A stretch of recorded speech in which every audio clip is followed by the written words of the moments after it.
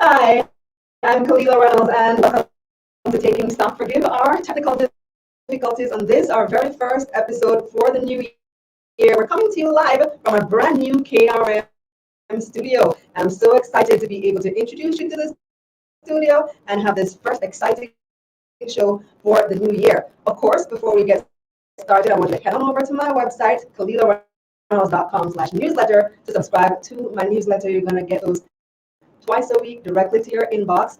And if you haven't yet taken the masterclass, or if you know somebody who could benefit from it, head on over to KalilaReynolds.com/masterclass to sign up for that or give it as a gift. It's a great New Year's present, great way to get people involved and interested in the market. So come on, let's get this money.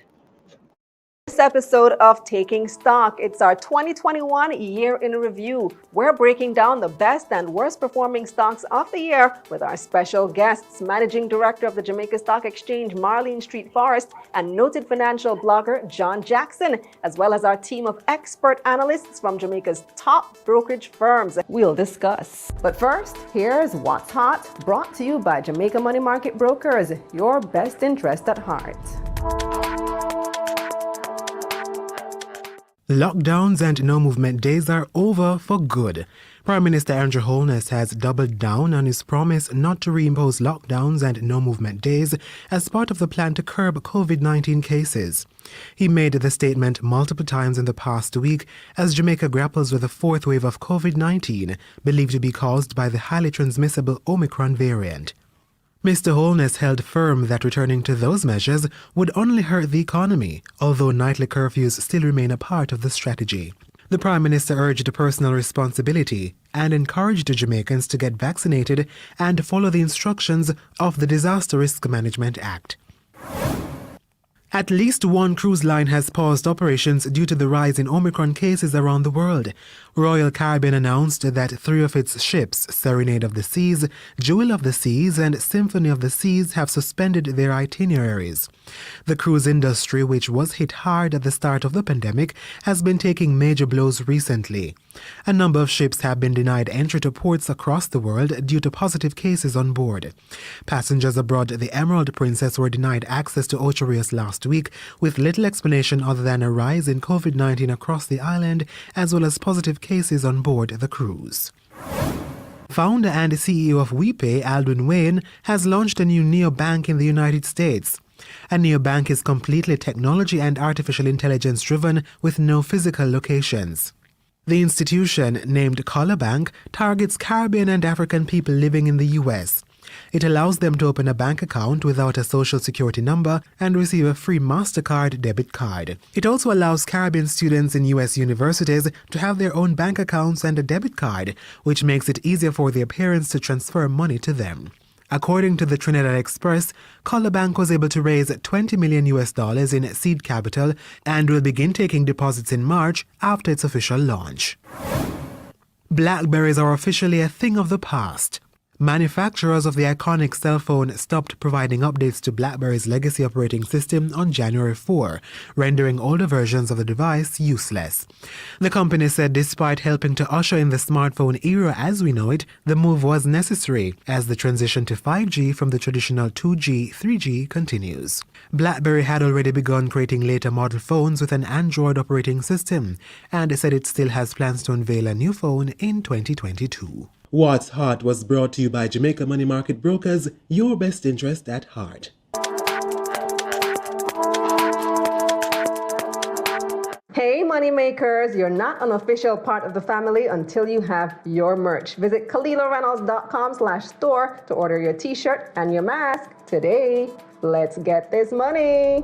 This segment of Taking Stock is brought to you by Bulwark Insurance Agency, insurance made easy, and Appleton Estate, Jamaican excellence.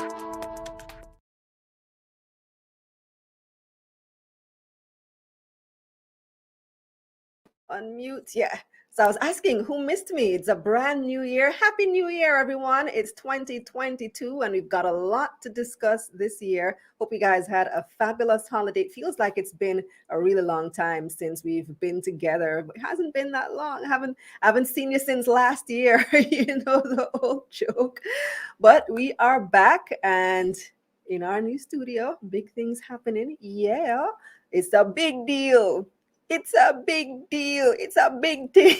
It's a big moment. If you guys have been seeing me on TikTok, I've been having a lot of fun with that. All right.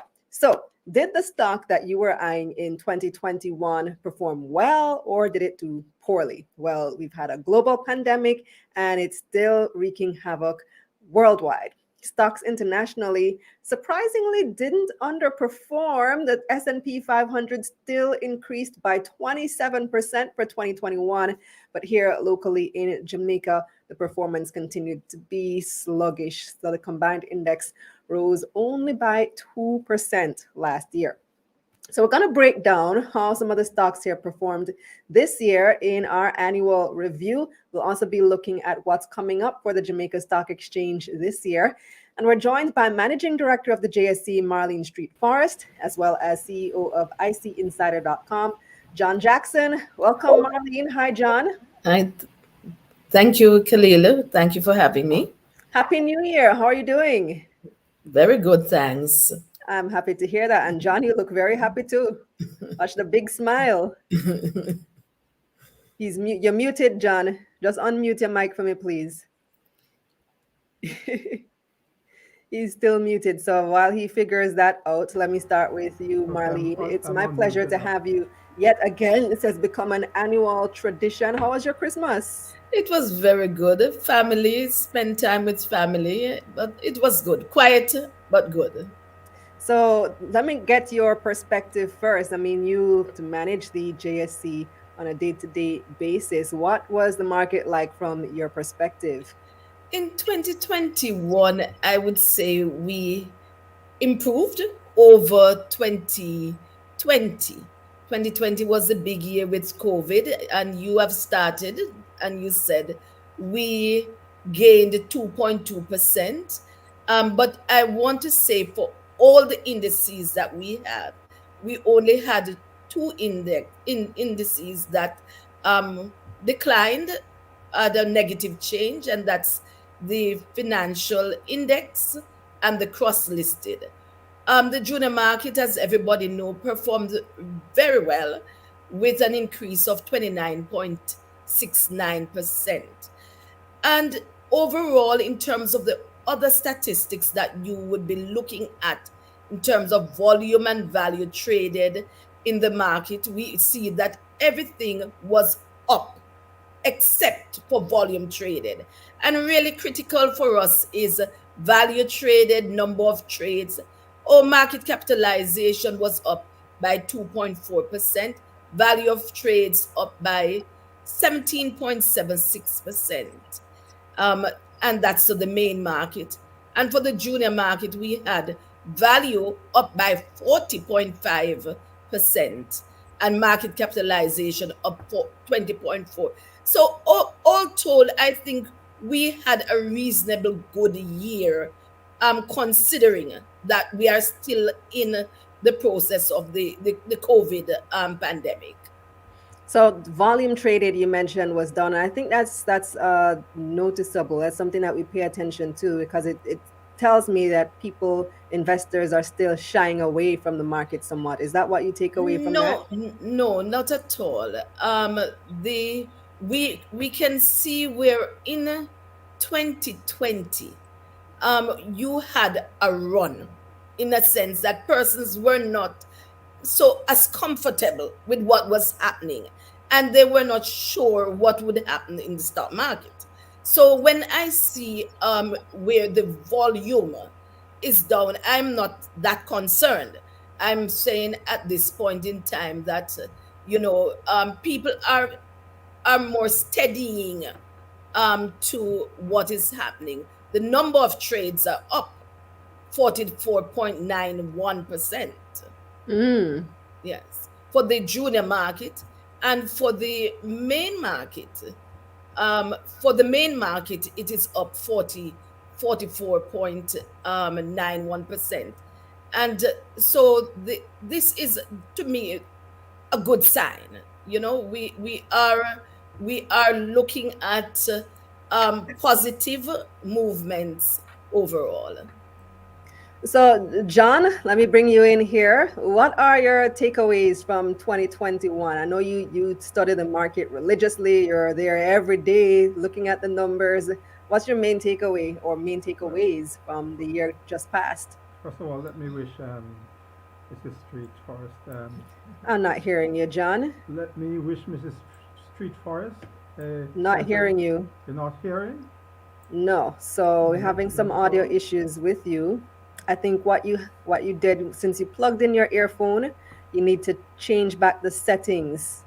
Remember I'm we gonna. went through I'm the gonna. settings earlier on the Yes. cam and mic? Let me try and speak. See if I can speak Right. So go directly back into to the phone. cam mic and test your. Y'all can hear John? I'm not hearing John. Yeah, I'm hearing him. You're hearing him clearly? I'm hearing him like Just in the softly. distance. Yes, it is in the distance. I can't make out what he's saying at Okay. all. So you It's very, very low. like. Um, I think you might need to plug out that earphone. Let me plug the ear. Are you hearing Try me? plug. I can't hear him, and I can't ask you You're not questions if I hearing. can't hear you. You're not hearing still. I'm hearing you now, but very low. Very low. Yeah. Um, hmm, that's, that's a tough. Go ahead. Yes. Hello. Yeah, go ahead. I'm to speak. Oh, you're not hearing me now? I'm hearing you. I'm hearing you. I'm just. Yeah, so go ahead. What were you saying now? What are the Yes. main takeaways for you? I was just wishing Mrs. Marlene Street Forest a pleasant 2022, Thank you. Thank you, and John. I've already wished everybody else a pleasant and prosperous and wonderful 2022. Uh, Thank you. we came off a difficult period in 2020, and many of the negative issues that surrounded the market and the economy were still present in 2021. Um, so that we had lockdowns, we had the tourism sector was on the mend, but it wasn't back to where it was prior to the pandemic and the close of the borders of Jamaica.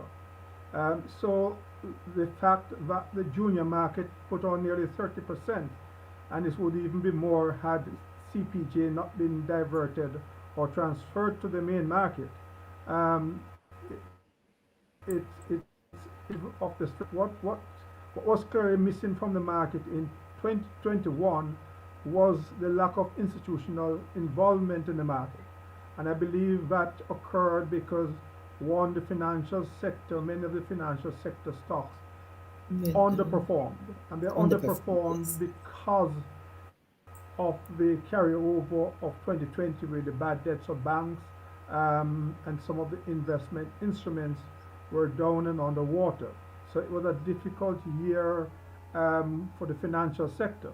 As you can see, the financial sector index actually declined. But you had credible performances from companies such as Grace, such as Cement, ultimately with CPJ Caribbean producers on the main market performing the best of all stocks in the market in 2021. And there are a number of other main market stocks that did credible enough under the circumstance. The action really was in the junior market, and the action for 2022 is likely to be in the junior market because that's where the undervalued stocks are, and that's where the attractiveness and the growth of companies will be coming from. Right. So, three important things that you touched on there that I definitely want to examine further: junior market stocks, a financial index, and performance of CPJ. So, let's start with CPJ. Why did CPJ do so well? It's the top performing stock of 2021, up 400%. What was driving that? Well, two factors. One critical factor is that the tourism sector started to bounce, and up to the end of September, the tourism sector was about 55% of what it was in 2019. So it was substantially up on 2020, which was a bad year. That's one factor. The other factor is that CPJ went ahead and trimmed costs. I think they reduced their staff levels by 25%, and cost was just reduced dramatically. So profit margins improved, and the company had the best, I believe, the best quarter they've ever had in the September quarter, and the December quarter is going to be even more superb. And investors ultimately, belatedly so, but they ultimately reacted to the good news, that the company has been thrown out. I think that in the September quarter, the profit was nearly 1.8, 1.7, 1.8 million US dollars. I don't think I've seen those figures any time in the company's history before. Certainly not in that quarter. The December quarter is the quarter where the bulk of the revenues and profits are made. But there is a dramatic turnaround in the fortunes of that company. Really dramatically so. Absolutely. So we're going to come back to the other 2 points, but Marlene, I want to look at the not so much the performance of the market in terms of how the stocks did, but listings. So how many listings did you have in 2021? In 2021, we had 10. Let me just verify that. We had 10 listings. We had 20 in total. Let us put it this way. 11 we had in the private market because we launched the private market in January of 2021. We had 11 listings in the private market, and we had 9 listings in the main junior and USD market. So in total, we had 20, which is really up from the previous year where we had 8 listings. Right. All right. So a slight improvement, but nowhere near 2019 levels, 2018 levels when you had double digits easily. Well, it is not a slight improvement over 2020. Well, when you And we count all the private, yeah, and we are not expecting, as John said, we are still in a pandemic. So what we have companies that are still preparing to come to market, but in a more favorable condition. So, for example, we know based on projections that for 2022, we have projected some 20 listings between the private market, the other markets.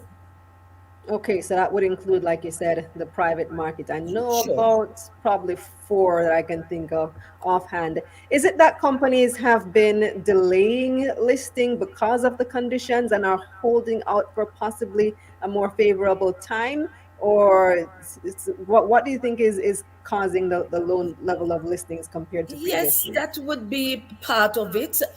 Obviously, they are looking for a better valuation for their stock, and also they would have seen some companies have been definitely affected.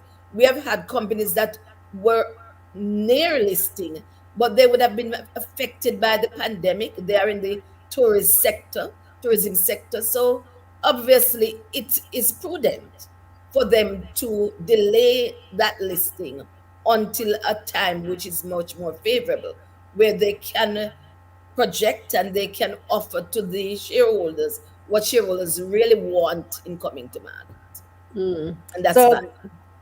John, we've been hearing some names for a while now about some companies that are expected to list this year. Marlene says about 20 in total, including the private market. What are some other ones, some other companies that you've been tracking that are expected to list this year?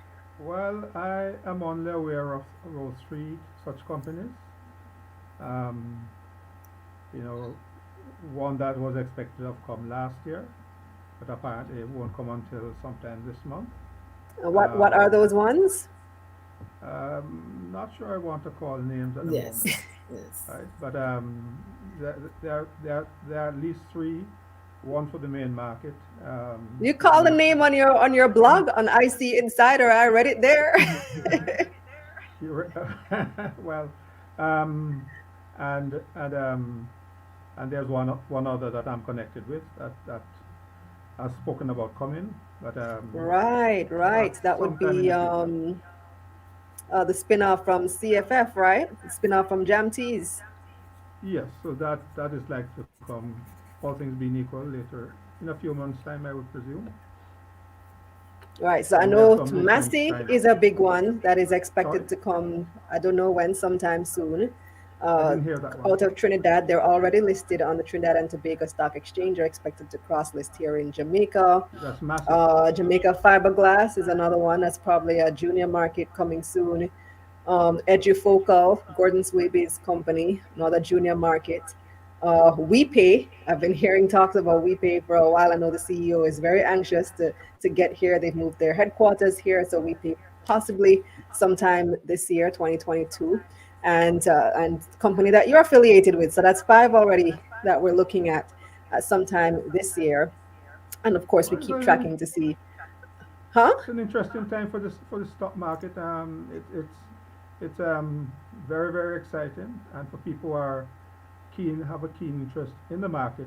What we're seeing is an expansion in the market, a lot of excitement, and Jamaica is poised to be the financial capital of the Caribbean, and we need to Precisely. push in that direction. Yes. So what is it looking like for 2022, Marlene? It's been, like we said, a little bit sluggish for 2021. The recovery has been a bit slow, but do you see any indications that 2022 will be looking brighter? Yes, and we have projected that it will be better. I think people are beginning to live with the fact that there is COVID and will continue to be for a little while. So there's life, and people are continuing to plan. So we have put that into our projections that 2022 will be better.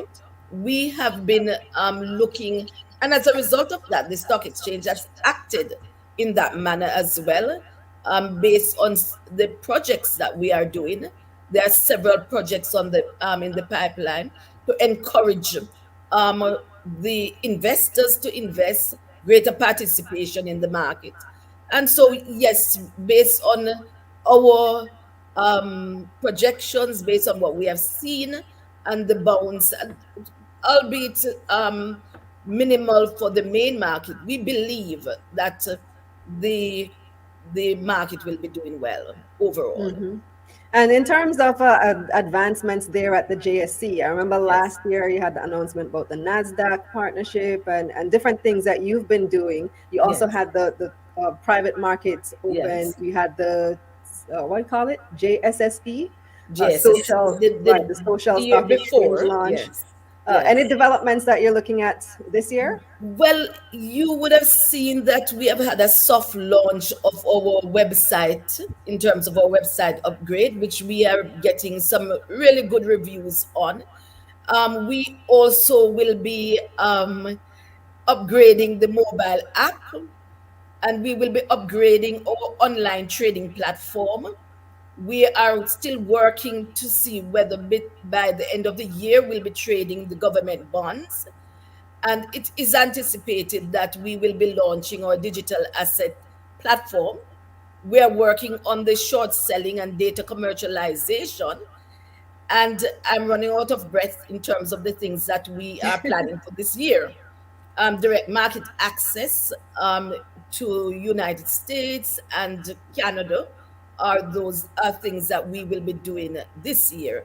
And by December, we intend to launch our green bond market. So there are quite a number of activities on the agenda. We have taken the view that we will live with the pandemic, and that life goes on, and we are planning to continue to provide good service and products to the market. I remember last year on this program, you told me short selling was coming soon. Actually, it might have been the year before, and it still hasn't happened. What's the delay? Okay, so at this point, we have really just decided on the vendor for the it is the lending and borrowing um, network or bureau, and that has to take some customization. And we have decided on the candidate or the service provider. So we are full steam ahead. And how soon do you think that will be launched? We have that for September of 2022, So not right now, a few months down the line. a And few that's months down the line. direct trading for to markets in the US and Canada. When can we expect that? 2 months from now, it might be Oh, before, but 2 months and you will see it. It's quite imminent, quite. oh, okay. Yes, yes. John, does any of that excite you? Um, well, let me put it this way. The market is there to be developed and provide opportunities for investors. The short selling, I believe, is very critical. They need it because what it does is to even out some of um, the peaks and troughs in stock prices. And when the market hopefully gets excessively overbought, that there may be people who are prepared to sell and cool the things down. And the reverse will also be true. If the stocks get to low levels, um, you can move. The stock will find a bottom earlier. As far as the U.S. market is concerned, there are people who want to invest in the U.S. market.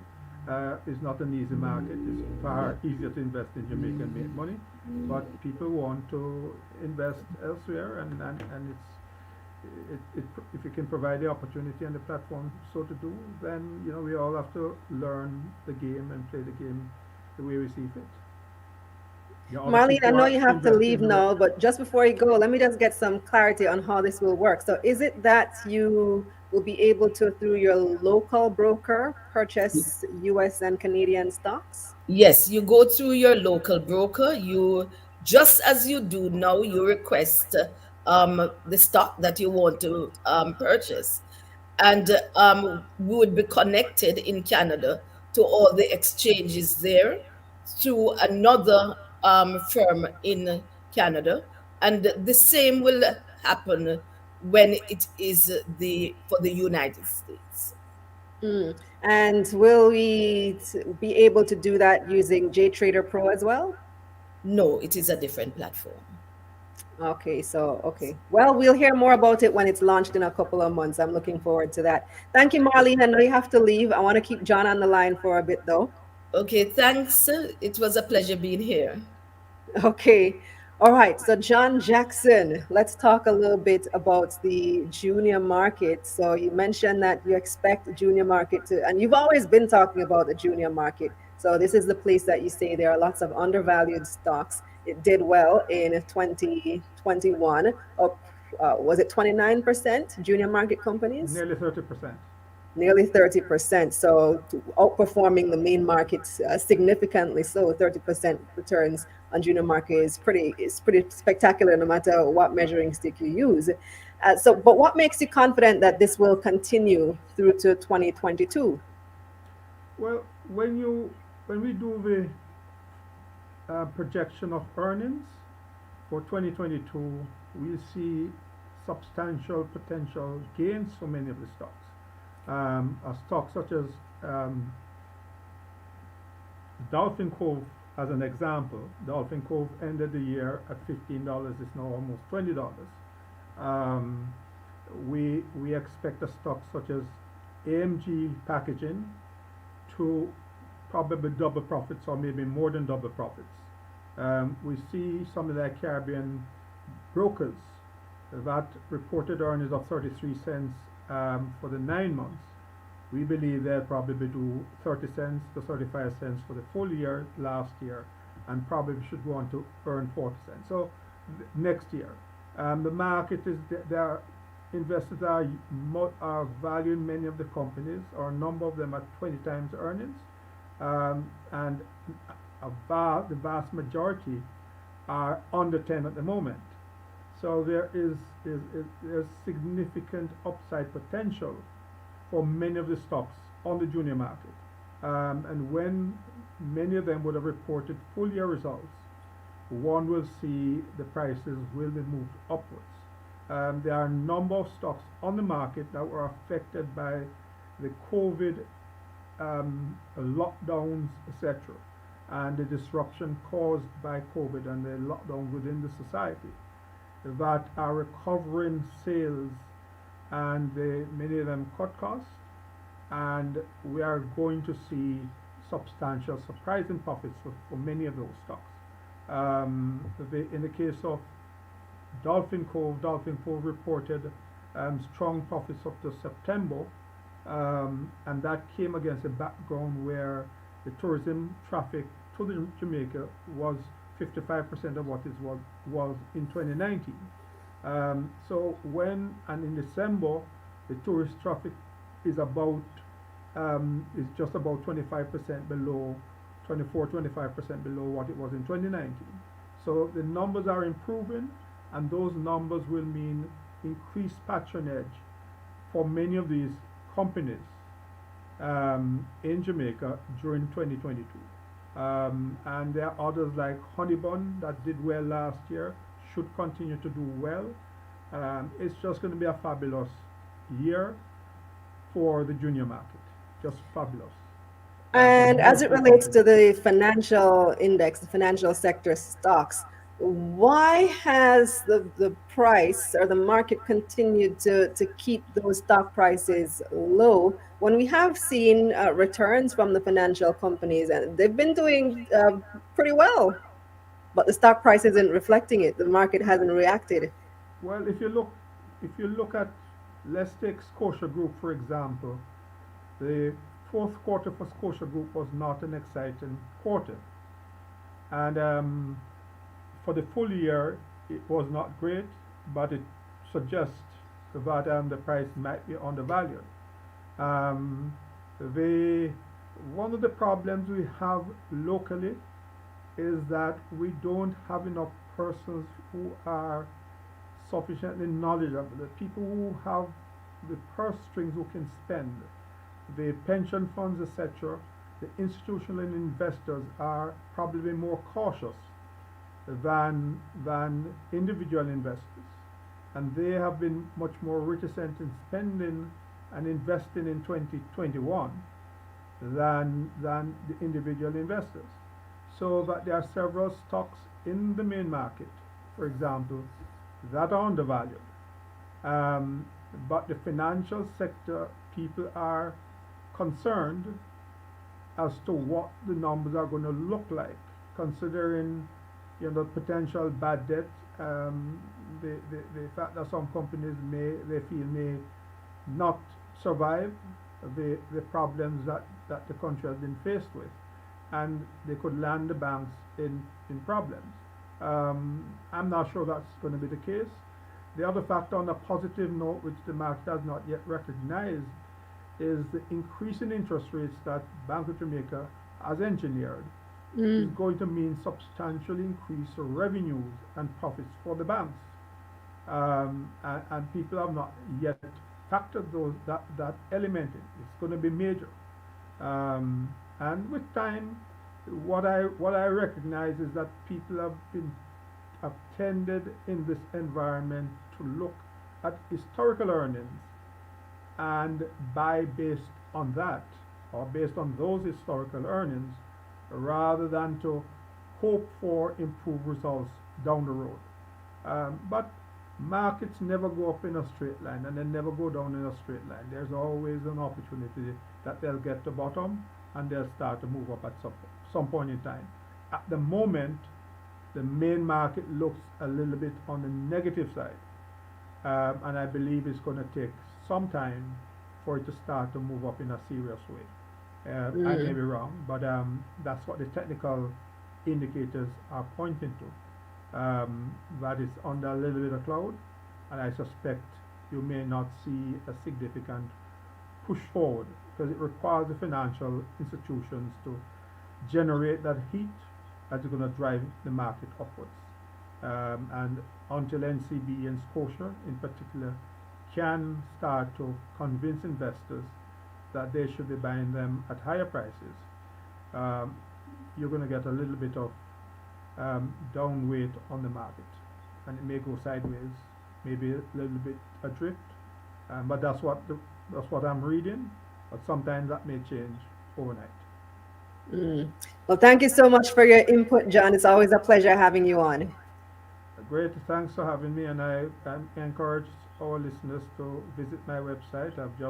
We've just posted forecast for 2020, both from the overall market, the junior market, and the main market stocks selection 15 will be posted by tomorrow. So there's a lot to read and a lot to digest and take opportunities and advantage of opportunities that will exist. All right. So you heard it. Check out icinsider.com and you'll see John's forecasts for 2022. Thank you again. All the best, all of you. Bye. Up next, it's your market recap, and the analysts are standing by. First of all, And let me big up Taking our Stock sponsor. was brought to you by All right, so I just need to big up our sponsor, Appleton Estate, Jamaican Excellence, before we go, and remind you that you can get your Appleton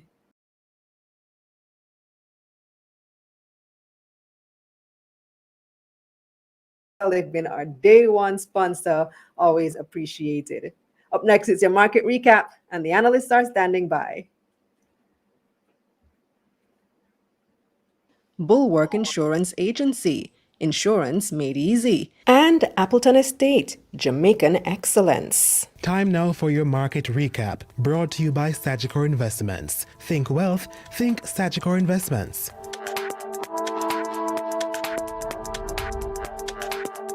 The Jamaica Stock Exchange advanced, with the combined index gaining a little over 1,700 points, or less than 1%. 109 stocks traded across both the main and junior markets of the JSE for the week ending Friday, January 7, 2022. 50 advanced, 49 declined, and 10 stayed the same. 58 million shares changed hands on the Jamaican dollar market, totaling $439 million. Select F saw the most trading activity. It took up 11% of market volume. The stock, however, lost 1 cent to open this new week at 49 cents. Wigton Wind Farm ordinary shares traded the second highest volume, with people buying nearly 6 million shares in the company. The stock remained unchanged to open this new week at 52 cents. And Trans-Jamaican Highway rounded out the most traded, taking up nearly 9% of market volume. The stock gained 4 cents to open this week at $1.24. Now let's see who had the biggest gains for the week. KLE Group stock price jumped nearly 66% to close last week at $2.97. However, the stock was December's biggest loser, down nearly 23% to open the month at $1.79. JMMB Group 7.25% stock price rose 45% to close last week at $3.81. And rounding out our biggest gains, Forrest Companies up 32% to open this week at $11.97.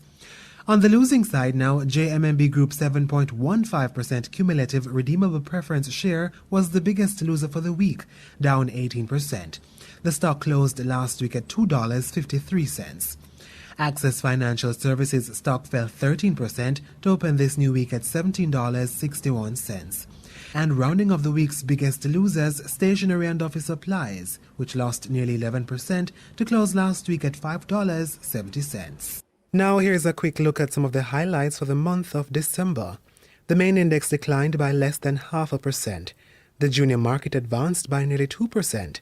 The financial stocks declined by less than 0.5%, and the manufacturing and distribution index declined by 1%. 138 Student Living Jamaica stock price rose nearly 39% to close last month at $4.32. Carbon Producers Jamaica stock advanced 35% to open this new month, January, at $13.04. And rounding off the biggest gains for December, Community and Workers of Jamaica CCU deferred share stock advanced by nearly 26% to close last month at $2.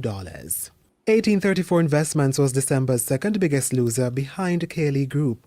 The stock was down 21% to close the month at 71 cents. And Consolidated Bakeries Jamaica rounds out the biggest losers for December, down 21%. Now let's take a look at the three best and worst performing stocks for 2021. Caribbean Producers Jamaica was 2021's best performing stock, up a whopping 405%. The stock opened the year at $2.58 and closed at $13.04. Second on the list, Siboney Group. With investors driving up the price for the latter half of the year, the stock rose 259% to close last year at 79 cents. Rounding off the top performing stocks, Salada Foods Jamaica up 116% to open this new year January at $6.61. Margaritaville Turks was the worst performing stock last year, down 63% to open January at $16. Key Insurance Company was second on the list. Its stock fell nearly 33% to close December at $4.02. And rounding off the worst performing list for 2021, Wigton Wind Farm, which fell nearly 31%, down to 52 cents. Market Recap was brought to you by Sagicor Investments. Think wealth, think Sagicor Investments. This segment of Taking Stock, The Analysts, is brought to you by Proven Wealth and Ideal Securities Brokers Limited.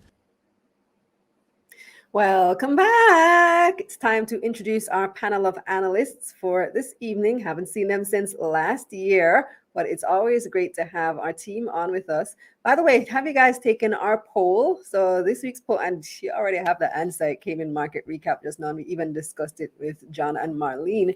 But what do you think was the top Jamaican stock in 2021? And you can also just comment what you thought was, well, the best performing stock for you in your portfolio. What gave you the greatest returns last year? So let me know in the comments or in the comments under the poll question as well. That's on the community tab on my YouTube channel. You can also click the link in the description box below. All right, so time to introduce our panel of analysts for this evening. Who do we have? Senior Wealth Advisor at Ideal Securities Brokers Company, Dwayne Taylor. Assistant Manager of Private Equity at Proven Management, Julian Morrison. And Research and Strategy Analyst at Sagicor Investments, Jodianne Aris. Welcome, everybody. Hey, Kalila. Hi, Kalila. Happy New Year. Hi, everyone. Happy New Year. Great to see you guys.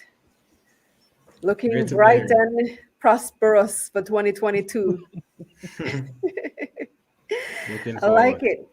All right, so let's start with you, Dwayne. What were your top stocks of 2021? For the local market, right? Yes, for So- local market, and then you can go into U.S. market. But let's start local. All right, for me, my go-to has always been Grace Kennedy. I think, especially when I think of like the U.S. market, when we're looking for stability, we look at large cap companies, and Grace Kennedy is definitely one of the big boys in the market that offer a certain degree of stability, and we saw that they saw so significant growth. I mean, from the middle of the pandemic when it started straight till the end of 2021, and I really do anticipate that they will continue to rally further into 2022. How did their stock price do? I think it went up 50%, if memory Nice. serves. Is it 50, Julian? I don't know if you. Yeah, they did significantly well. Yeah. And what's interesting, well, I won't steal doing stuff. All right, That's go ahead with fine. your analysis All of right. GK. All right. Okay. So in terms of GK, as I said, the performance speaks for itself. Grace Kennedy is a solid company. They're not just participating in our market; they are exporting overseas. So it's one of those companies that we know that's going to bring in the type of revenue that will promote that organic growth, and they'll be able to scale further. So definitely my top stock for 2021. In terms of the other players, CPJ, funnily enough, for my master's program, we actually did an assessment of CPJ. We reviewed it, and I remember after doing the financial analysis and the projections for it, we actually anticipated for it to rebound. And I think some of our colleagues were saying, but there's no market for it right now. Tourism is taking a huge hit. So to see it play out the way that it has, to see the growth, and for the company to pivot in the way that they did, one of the major things that came out of the research that we did in that was the fact that they understood that they needed to cut staff, and that's not really an easy thing that many companies want to do, because you're talking about letting go people in the middle of a pandemic. It's not a good look, but for the sake of the company and the sake of even surviving in the market, the necessary measures were taken. And the fact is, the tourism sector, as mentioned by Mr. Jackson earlier, it has taken a huge rebound. The fact is, our borders are still open, tourists are still coming into the country, and CPJ really caters to that niche market within the tourism sector. So it was just a matter of time for them to recover in the industry, and as such, it's paying for them. Being the top performer in the market for 2021. And lastly, I have to look at Salada Foods. I know that's probably like maybe a peculiar choice, because there are other players, but Salada has definitely been one of those, I want to say, slow burners, in a sense. I like similar to our Grace Kennedy, where they're obviously offering different products. Salada has just been playing behind the scenes, in my opinion, and have been steadily growing, bringing in the type of revenue that can help for the company to grow. And as such, we're seeing that play out, and we see it reflecting in the stock price as well. So for my top three, I definitely say GK, Grace Kennedy. What was the second one? Sir? It's slipping my head right now. CPJ. CPJ, and Salada Foods. My top three. All right, Julian, for you. Okay, so I took a different approach. I've just zoned in on two specific stocks, one that did really well in the pandemic and one that didn't do so well. So I'm going to share my screen now.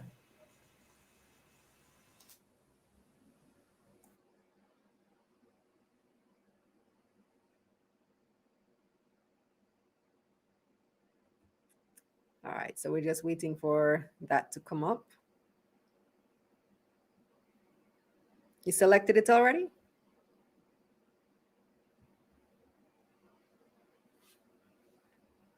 Julian, you're muted. Hey, can you see it? Okay. Yes. No, can you see There it it? is. Yeah. I don't understand. It's flashing. Hold on. It's,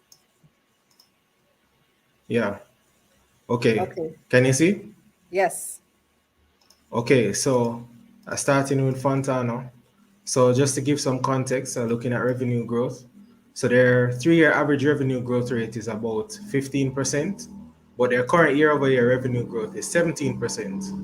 And in terms of profitability, their 3-year average is 33% in terms of growth, but their current is 35%. So it shows that they've actually been outperforming.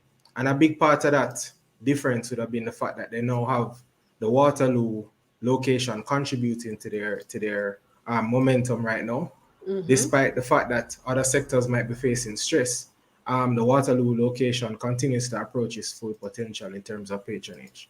So we're looking at gross margins as well for Fontana. Their 3-year average is 37%, right? But their average right now, their number right now is 34%.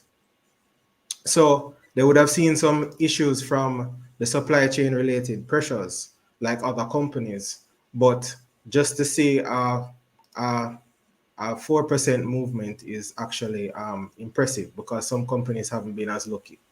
In terms of net margins now, net profit margins to be exact, they are seeing 8% on an average, right, in terms of their net margin, but right now they're seeing 4.7%.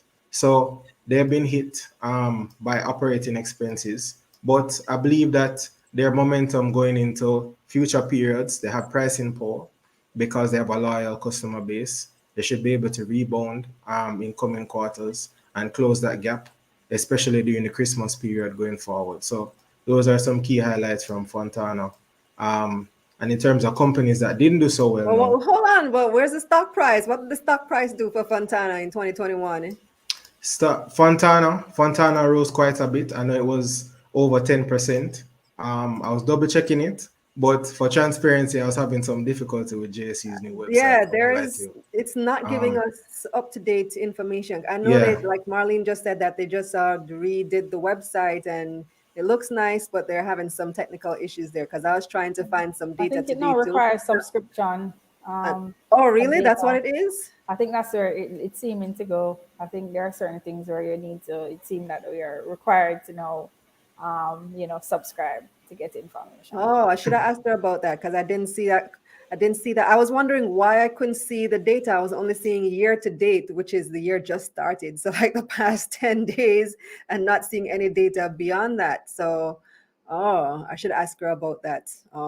Yeah, we're going to ask about that and get some clarity on that. So yeah, I understand why you had difficulties finding the price history because the JSC website is not showing that to us. We're going to have to start keeping our own records if that is the case. I don't know how much subscription is going to cost, if anything. All right, so the next one you're looking at, Fontana and what? Wait, I'll just close off on the Fontana, so I'll help investors a little bit. Right now, we have a trailing PE of about 17 times, which is 16.91 times. Based on our preliminary estimates, and this is my personal opinion now, to be clear, I anticipate that Fontana should make about 45 cents in terms of their EPS for this coming year, and that would give them a forward PE of 15.88 times, meaning that we expect them to outperform last year based on the reopening and other factors. They have an annualized ROE of 14%. So when you look at the PE ratio compared to the ROE, we think that the performance is justifying a higher price, meaning that the stock could have more upside. How much upside? Well, definitely more than 5% to be conservative. I mean, we could go deeper into the estimates, but I don't want to be too granular. I just think that Fontana has more room to run based on what we can see here. Now, in terms of the company that didn't do so well, Palace Amusement. So I'll just be quick with this. Their revenue growth has taken a battering and their profitability has taken a battering. This 9% is as a result of it's as a result of us subtracting one here, right? So it's really a discrepancy in terms of that. Because, you know, year over year, the new overall minus one, and we'll have two negative numbers and we're subtracting one. So if we remove that, we get a clearer picture in terms of their average. C12. Right. So it's closer to negative 127% in terms of their net profit growth. So in summary, we're really saying that the company has been taking a battering. And if we even factor in the numbers before the pandemic, we realize they were coming under stress because of some of the curfews that we're seeing as a result of the government's measures to reduce crime, you know, because people couldn't stay out as long and so on. And they're affected by night traffic because they show movies which show at night. So Right. really and truly, for Palace, it's not just a pandemic story. The pandemic has just made a bad situation worse. The truth is, I think that the company might need to raise some capital to really change its situation and change its product mix. They could look at showing marathons, not necessarily just new movies. They could show James Bond marathons, for example, and come up with new innovative packages to get people to come out to the movies and to even change some of their times that they show movies, maybe a midday movie here and there, just to kind of get revenues coming back in. But as is, they're really in a tight spot. I think the fact that cases are on the upswing will not necessarily encourage people to come back outside right now. So that's kind of tricky. So we have the good and we have the bad in terms of how the company faced the pandemic. Yeah, To wrap that up, they've tried like the drive-through thing. I think that's been gaining some traction. I see people going to the drive-through, but I'd like to see. I haven't really delved deep into their numbers to see, you know, how much of an impact the drive-through initiative has had. well, it's a step in the right direction. It's good that management listened, but they need to do a bit more. I think I heard of them taking out a facility with VM Wealth in terms of accessing debt capital. But the fact is, their turnaround might take some time, and they might have to raise capital that is more patient, right? Capital that will allow them to take on longer term projects. So right now, I don't think what they're doing right now is enough. It's really a tricky situation. So I'll just wrap up by talking about my outlook. So back on the screen. So inflation is basically overshooting the target range. As at November is 7.8%, and the target range is 4 to 6% as stipulated by the BOJ. And because of this, rates are likely to continue. interest rates are likely to continue. We're seeing where food and raw material and energy prices are on the rise. They're playing a major role, but these pressures are likely to persist into 2022. So investors should look out for that and the companies that can be affected by that. In terms of the benchmark interest rate, it has risen significantly. So in June, it was 0.5%, then in September, 1.5, then December, 2.5. So the significance of this is that when companies are repricing their debt, meaning when they're borrowing new debt to finance their new projects, to take advantage of economy that is reopening, they'll more than likely have to borrow at higher interest rates. And we have to look at how that will affect financial stocks versus non-financial stocks, right? Because financial sector stocks will be able to lend out debt at more expensive costs. But at the same time, companies that are on the borrowing side, they might be in a tricky situation because they're paying higher raw material prices, they're paying higher energy prices, and at the same time, they're going to be paying higher interest rates. So companies that have strong pricing power, like a Grace Kennedy, they will be able to clear those hurdles more easily than a smaller firm that might not have as strong influence over pricing and being able to control their revenue growth and keep their momentum going while increasing prices. So in terms of the outlook, I'll just say something briefly about COVID. So Jamaica's full vaccination rate is about 20%, and the global average is about 50%. And we're talking about full vaccination, both shots. And the US rate is about 62%. So we're behind. Cases I have saw broken. today that the positivity rate is now like 60 odd percent. That's Right. insane. This Right. Omicron is wreaking havoc. And we have broken our record, our pandemic record locally, for 4 out of the last 3 days. So it means that we're actually turning into a new phase of the pandemic. It's not business as usual. My opinion is very different than what I'm hearing. I think that things will get a little bit worse before it gets better. So that means in terms of the outlook, the second part of 2022 might have more promise versus the first half, because when you're talking about inflation pressures and what Omicron is doing, not just to Jamaica, but to larger economies like the US is also breaking pandemic highs in terms of new cases. And it's not just the fact that, you have deaths, which is terrible because they can't replace those people who have gone, right? You need to look at outlook. If people don't want to go outside, if people don't want to spend because of higher prices, if the outlook becomes impaired, it means that it will have significant impact on spending. Consumer confidence is also down. The last consumer confidence reading was 129.2, and the high was in 2019, which was at 180. So that's down 28% from the high. In terms of quarter over quarter, is also down 14%. So consumers are also less confident in Jamaica, which is also important for investors to look out for. So those are some tidbits in terms of the outlook for 2022. Not just the Thanks. prices going up, but what's likely to happen to these companies. Thanks for that analysis, Julian. That was very, very useful. So, Jodianne, let's come to you. I know you always have the economic analysis as well, but you also look at individual stocks. So, tell me what stood out to you in 2021. Okay, so I took a little different approach. I'm going to share a screen. So let me.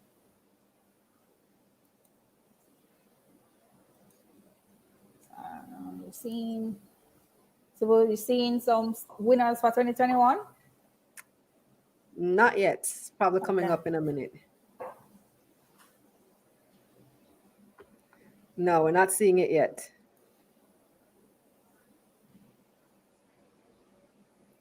But Julian's took a little while to come up, so maybe yours will too.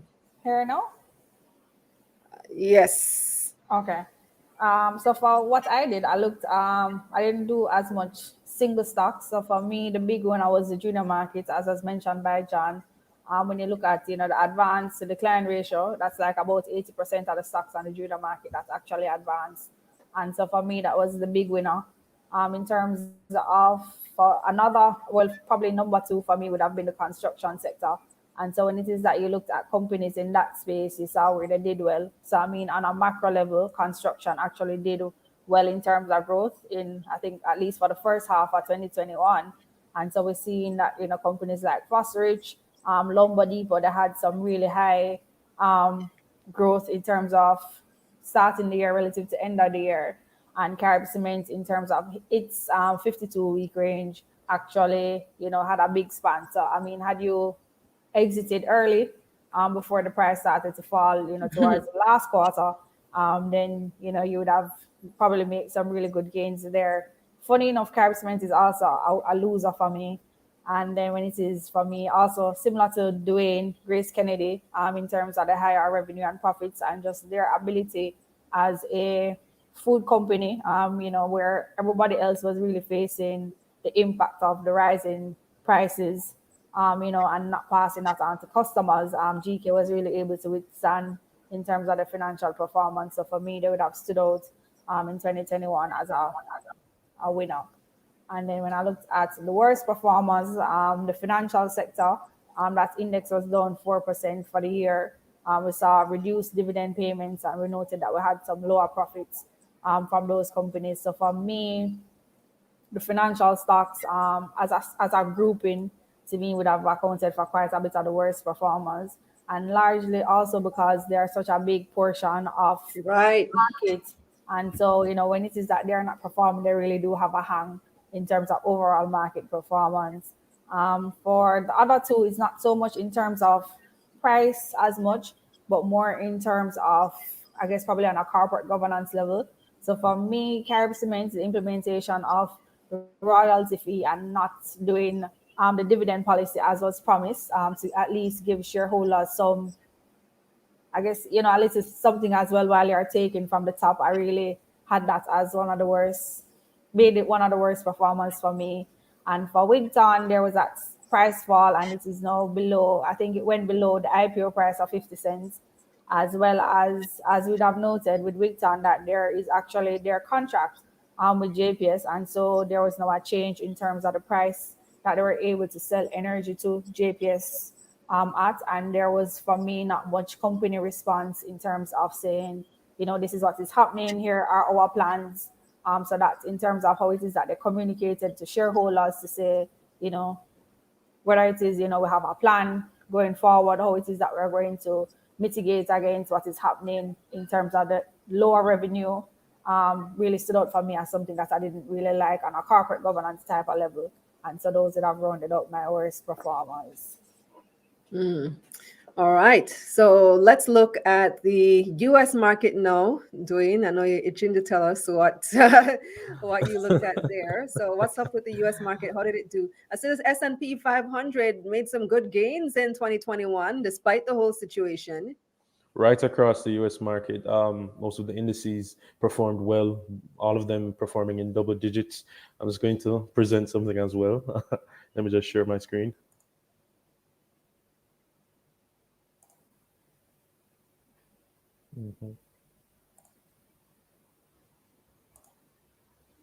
Okay.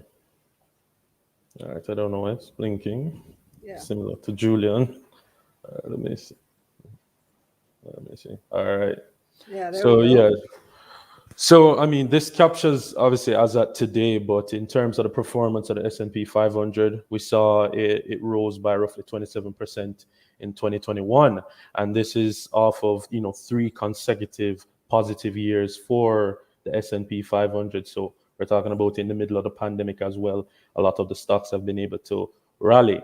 The top performers, I'll be brief because I know we're running a little over schedule. So in terms of the top performers, we found that the energy sector and the real estate sector had some of the best performing stocks. In particular, Devon Energy. Devon Energy.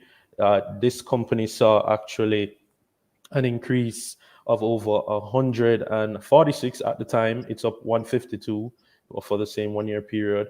But the energy sector did particularly well for 2021. Now, the reason behind this is that in 2020, the energy sector, along with the real estate sector, took a big hit because of the pandemic.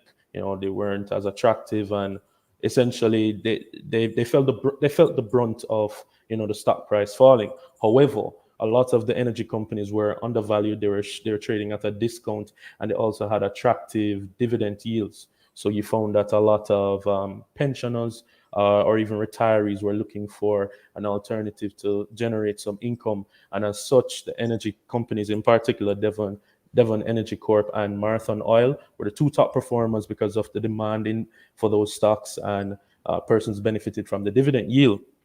Now, in terms of outlook, I would say that there are two things that we have to take into consideration.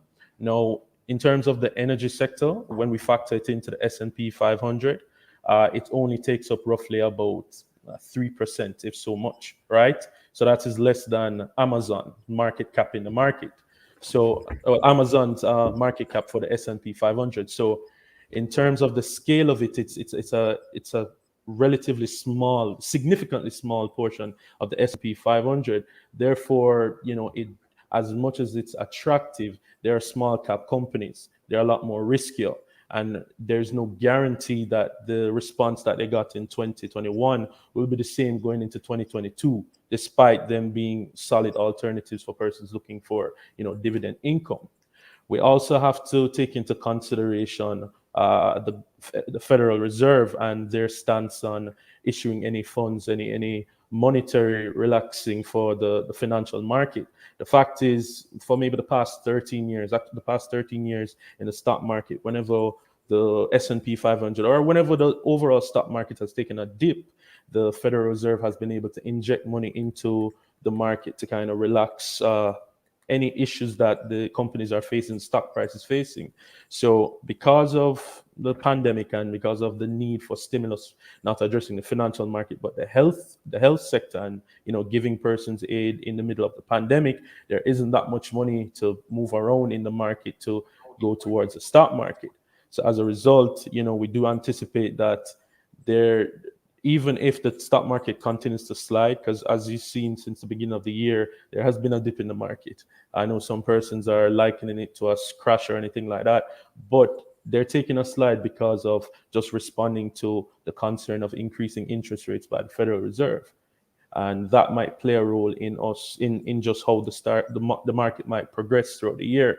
But I would still say that there's a bit of optimism despite all of that uncertainty, despite wondering what the Federal Reserve's response will be to how much will the interest rates go up by? Will they step in and intervene into the financial market to try and assist any companies that might be feeling the brunt of, the looming, well, not looming, but the continuing effects of the pandemic? The fact is, these companies have been scaling upwards regardless, and their businesses have been growing significantly, especially for the large cap entities like your Amazon, like your Facebook, and with even the tech companies, I would say in particular, them venturing into this metaverse reality. That is going to be an interesting thing to look at for 2022, because obviously Facebook is making that direction, and a lot of the analysts and players on Wall Street are looking at the possibilities that will come with the metaverse. So there are a lot of, I feel like the US market is a turning, there are a lot of turning wheels working at the same time, and each are somewhat contingent on the other. So I think for investors, it's important for us to be prudent. It's important for us to have a keen eye on how things are progressing in the market. And in particular, paying attention to what the Federal Reserve's move will be, because obviously in their effort to combat inflation, which has been just a global issue, not just for Jamaica, but right across the world, they have to ensure that they're minimizing or at least keeping inflation as stable as possible. And there's that inverse relationship between interest rates going up and the stock market. So as I said, there's a bit of concern, but we have to just be vigilant. Similar to how we respond to the local market, we have to keep our eyes on what's happening in order to make sound decisions. And I think the safest bet would be to focus on some of the more larger cap companies that have that stability, have that money, that in the event that they don't get that financial aid or that stimulus from the Federal Reserve, for them to just run into their own reserves and try to offset any potential or adverse effects that they might feel in the market. Well, now that we've heard the JSC's plans for the next couple of months to allow trading on US and Canadian stocks, we're going to have to pay even closer attention to those markets. So thank you for that, Dwayne. Sure, Kalila. And thank you also, Jodianne. Thank you, Julian. Always a pleasure having you, and we look forward to talking again another time very soon. All right. All right, Take care, Kalila. Kalila. Thanks for having me. All right, thanks, Bye, guys. everyone. So, yes, so we're gonna wrap this segment and let's play our sponsors' entitlements and come back. I'll take some of your comments. The Analysts was brought to you by Proven Wealth and Ideal Securities Brokers Limited.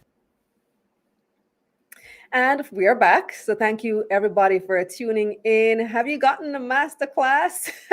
I think the people who watch this show don't really need it. Most of you are already well in tune with what's going on, but you can always bite for somebody who needs to learn and who needs to get on this train and see what's happening. I mean, 30% returns on the junior market, 29% returns on the US markets, and we're going to have access to that locally very soon. So it's going to be easier. It's definitely something that you want to bring your family along with you on this journey. Bring your friends. So get the masterclass for them. Go to KalilaReynolds.com/masterclass.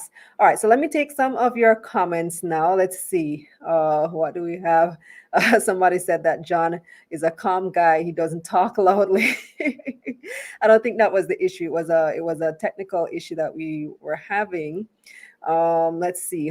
Shane wanted to know how many listings are expected this year. You would have heard Marlene Street Forrest say about 20, and that's across both the listings, the IPOs and private placements as well. So on their private market, about 20 they're expecting in total between IPOs and between the main and junior markets and the private market.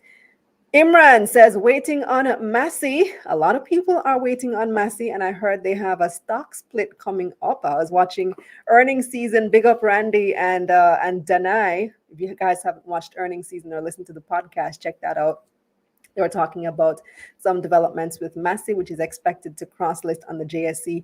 I don't know when exactly because I've been hearing talks of it for a few months now, but we'll see when it comes up. And so they said that a stock split is coming, I think, the 29th of this month from Massey. Let's see. Otherwise, they would end up with a really high stock price, something like 2,000 and odd Jamaican dollars on the JSE when it lists here. And, we're not used to those type of prices. Palace was the only one that was in that type of range. And now you see what happened to Palace stock price because of their company. Guardian is, I think, like 500 and something. So, but Massey has announced that they will be doing a stock split. So the price, when it does list, will not be that high. Let me see. What else do we have? Imran said, junior market. Oh, we're talking about the main points made by John Jackson. So these were some of the points that I highlighted, that the junior market is where the undervalued and the growth stocks are. CPJ, their performance up 400% this last year. And the third point was about the financial sector. Yes, that's what it was. Orville noting that the JSC app is down. Oh, I hope they resolve that soon. And this issue with the website, I'm going to find out for you what's going on with the website, why we're only seeing year-to-date results, and they have removed or they're not allowing access to the historical prices, because that is very, very inconvenient if that is a permanent decision that they've made. It's not in the best interest of consumers, if you ask me, but I'm going to find out what's going on with that. Philip says several junior market companies have come to the end of their 10-year tax break. What factors are delaying them migrating to the main market? It's a very good question, Philip. Something that we should look at, because they don't have the tax benefit anymore. So what is the purpose now of remaining on the junior market? Imran saying direct market access to the US and Canada would be huge in the words of Donald Trump. Huge. It absolutely will be. And Troyan says, we're definitely going to hold her accountable for all the things that she just said they will be doing. It was 2019 December that I interviewed Marlene Street Forrest, and she told me that short selling was coming very soon. And I'll know 2 years later, and we still don't have it. So now she says September 2022. Let's see what's going to happen with that. And then for the direct access to US and Canadian markets within 2 months. That's breaking news. Don't think I've heard that anywhere before. So you heard it here first on Taking Stock. And Kemoy says that's really big news. Canada Immigration Compass says John is not too excited about ordinary Jamaicans having access to overseas markets because his QWI company has shares in a few US stocks which contribute to QWI recent positive earnings. I don't know if I'd completely agree with you that John isn't excited about that. Although his face surely didn't show it. So I guess that's why you would say that. And then Canada again saying short selling may drive down some company prices to near $0. This can destroy a company, but it can help investors to make money. So let's see what happens when that time actually comes near. Roger says my 3 best stocks for the year were Barita, Fesco, and Fontana. Yeah, those 3 did pretty well. Imran has similar. Fesco, Fontana, and Seprod were the best for me. Seprod did pretty well early in the year, January up until around March. They were doing pretty good, and then there was like a dip. Abigail noting that the historical data has been removed from the JSE site. I don't know what's going on with that. Gonna find out. And Robina says, I'm new and really grateful for the wealth of knowledge being shared. Welcome to the team, Robina. Great to have you. We're here every Tuesday evening at 8 p.m. live on this program. And of course, all the other content that you can view at your convenience. And Ostina has a question about the masterclass. Okay, how will the access be done after you pay? All right, so let me do a screen share for you right now and show you exactly how you access the masterclass. All right, so I'm gonna share my screen. I'll share screen again. Okay, here we go. And I know quite a few people have had a little difficulty in figuring out how to access it. And that's because for some reason, the welcome emails have been going to spam. So if you check your spam, you get the welcome email, and that gives you the instructions on how to access the masterclass. So if you didn't see that, then you might not be sure exactly where you're supposed to go. All right, so why is my website looking like it's down? I don't know what's going on. Maybe all of you are on the website at the same time and you crash my website. I don't know, but it's, I don't see it coming up.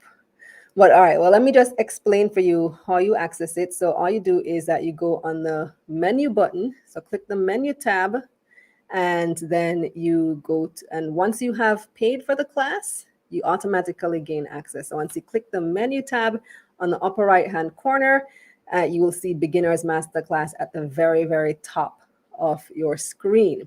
If you don't see it, then you go to the bottom of the menu tab and click My Account, and then you log in. So it's going to ask you for your email, and it will ask you for a password. Chances are you don't have a password, so just click Reset Password, and it will send a new password to your email. And of course, make sure that you check your spam messages, your spam folder, for the reset link, because messages have been going to spam. I don't know why. Been trying to figure out, okay, are there some keywords that we have in the email, why it's going to spam? But just check your spam folder for the welcome email and also for the password reset link if you are trying to reset your password. And then you can just log into the site and you will see Beginner's Masterclass at the top of the tab. I don't know why the site looks like it's down. Figure out what's going on there right now. But that is how you access it. So thank you once again for tuning in yet another week. Garvin says the analyst segment, ton up, PowerPoint and Excel and bear vibes. Yes. DS says, let's get this money. Philatra wants to know what was my best performing stock. You know, I haven't even looked at my portfolio for the year yet. Like, I have my spreadsheet right there, and I haven't filled it out for December yet. So I have to do that to see, okay, how did I actually end the year? I have not analyzed my 2021 year just yet. So maybe next week I can tell you what the best were for me. I can tell you I don't have any shares in CPJ though, so it wouldn't have included that 400% return. All right. Well, thank you once again for tuning in. Do share with a friend. Remember to hit the like button. Not seeing a whole lot of likes. You guys are being stingy with the likes. Come on, we can do better. Somebody says the site isn't down on their side, so I don't know why it's down on my side. That's very strange.